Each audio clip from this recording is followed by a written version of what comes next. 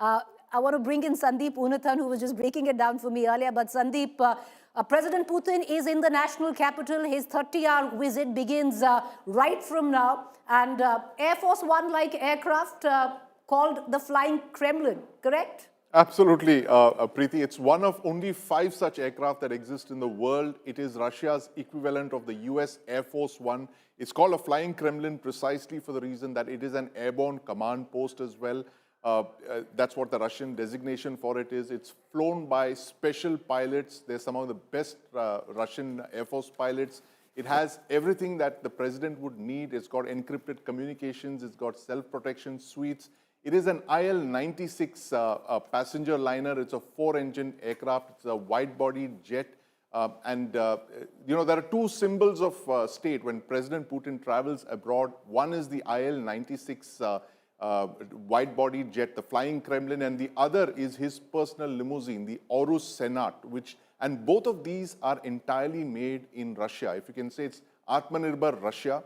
It's entirely made end-to-end, and these are basically the 2 symbols of Russian power, and this has been introduced in President Putin's term, and he's had been president for over 2 decades now. So it is a flying fortress, this aircraft. I mean, it's got everything that he would need, like I mentioned, encrypted communications. He's in constant touch with the ground control. He has the ability to even conduct military operations from when he is airborne. So that is the kind of secure communications that this aircraft has. It is, like I said, it's one of just 5 such aircraft. And when they fly, Preeti, it's interesting that there are decoy aircraft as well, because I was just reading a report which said that Flight Radar just tweeted out saying that this is the most tracked aircraft flight in the world today. Everybody is literally tracking that on Flight Radar on near real time since the time it took off from Moscow and made that 6-hour flight across Eurasia towards New Delhi. And that aircraft, we don't know how many are there, but it's clearly, given the past history of how he travels, his travel is, it's closely guarded. He uses decoys. Right. Sandeep, there are usually 2 aircraft as well.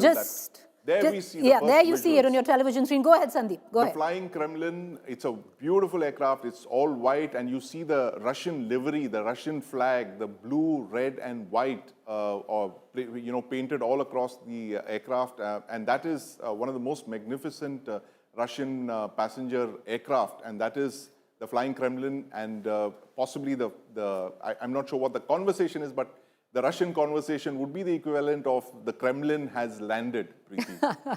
Well, the Kremlin has indeed landed, as Sandeep was pointing out, the aircraft called the Flying Kremlin. What we also are getting in are visuals of the Prime Minister who would be personally receiving President Putin. What we've been given to understand, what we're also looking at is a possible SCO moment once again. Will that happen is the big question. Will the Prime Minister of India and President Putin travel together, away after Prime Minister Modi receives President Putin at Palam Airport? But these visuals coming in, sadly, it was a strangely foggy evening, smoggy evening rather, where Delhi is concerned. President Putin is starting now his 30-hour visit. We're going to take you through his itinerary. Amit Bhardwaj, my colleague, is joining us from Palam Airport, where President Putin has landed, who all are traveling with him. We're going to try and give you details.